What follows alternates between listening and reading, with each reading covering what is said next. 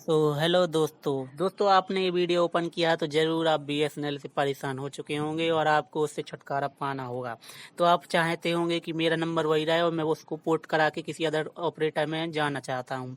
तो इसके लिए मैं आपके लिए वीडियो लाया हूँ। इस वीडियो में मैं आपको बीएसएनएल से किसी अदर ऑपरेटर में आपको जाने के लिए मैं इसमें आपको बताऊंगा कैसे करना है। तो इसमें आपको सबसे पहले जानना होगा कि एमएनपी होता क्या है, क्योंकि एक प्रोसेस होती है, इसी के जरिए आपकी सिम पोर्ट होने वाली है। तो एमएनपी का फुल फॉर्म होता है मोबाइल नंबर पोर्टेबिलिटी।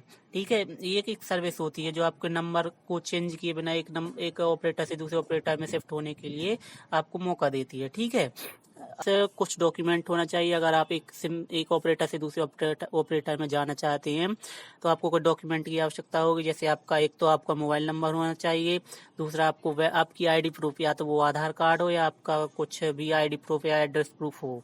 ठीक है, आपका जो भी सिम कार्ड है कम से कम 90 दिन पुराना होना चाहिए। ऐसा नहीं कि आपने आज खरीदा और कल पोर्ट करने चले गए, नहीं, आपका सिम कार्ड 90 दिन या उससे ज़्यादा दिन का पुराना होना चाहिए, तभी आपका ये पोर्ट होगा। दोस्तों अब बात करते हैं कि अब पोर्ट के लिए एसएमएस कैसे भेजेंगे। तो दोस्तों सबसे पहले और सबसे इम्पोर्टेंट बात तो ये है कि आपकी सिम में जो आपकी सिम है बीएसएनएल की, उसमें टॉप अप बैलेंस होना चाहिए। नहीं तो कुछ हो जाए, आपका मैसेज जाएगा ही नहीं और वहाँ से आपका कोड आएगा ही नहीं। सबसे पहले आपको अपनी रिक्वेस्ट भेजने के लिए अपनी सिम में टॉप अप रिचार्ज कराना होगा, जो कि अभी शायद मैंने चेक नहीं किया, लेकिन जब मैंने किया था तो जब 10 रुपये का था। आपका नहीं मुझे पता, लेकिन वो 10 रुपये का मिनिमम टॉप अप बैलेंस था। तो आपको कम से कम 10 रुपये का टॉप अप बैलेंस तो भाई उसमें रखना होगा, तभी आपका एसएमएस जाएगा। फिर वहाँ से एक कोड आएगा, तब आपका वो अब आगे प्रोसेस होगी। तो वो आप देख लेना भाई टॉप अप है आपके में कि नहीं। अब मैं उसके आगे की प्रोसेस बताता हूँ। उसके लिए आपको अपने मैसेज बॉक्स में जाना है, वहाँ आपको 1900 इस पर आपको मैसेज भेजना है। ठीक है, तो 1900 आपको टाइप कर देना है और नीचे जहाँ पे आप मैसेज लिखते हैं वहाँ पे आपको कैपिटल अक्षर में PORT स्पेस और अपना जो भी मोबाइल नंबर होगा उसको आपको यहाँ पे डाल देना है और आपको अपनी बीएसएनएल की सिम से भेजना है। नहीं तो आप अपनी कोई सेकेंडरी सिम जियो या किसी अदर सिम से भेज दोगे तो वो नहीं होगा काम। ठीक है, तो आपको अपनी बीएसएनएल सिम से भेज देना है। भेजने के बाद आपको कुछ देर में, शायद 5 मिनट भी लग जाए, कुछ तुरंत भी आ जाए, तो आपको एक एसएमएस आएगा। उस एसएमएस में आपको यूपीसी कोड दिया होगा, है ना, यूपीसी कोड होगा वहाँ पे।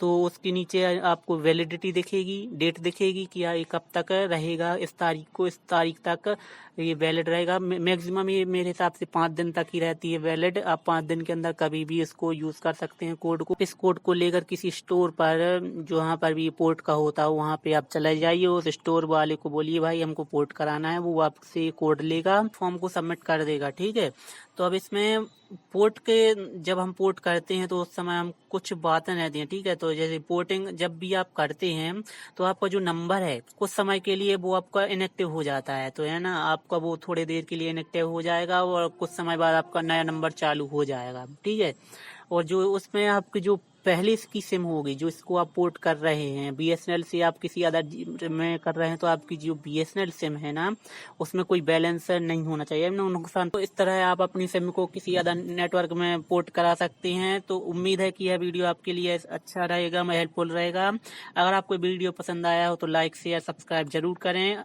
आपको मिलेंगे हम अगले वीडियो में, तब तक के लिए बाय बाय।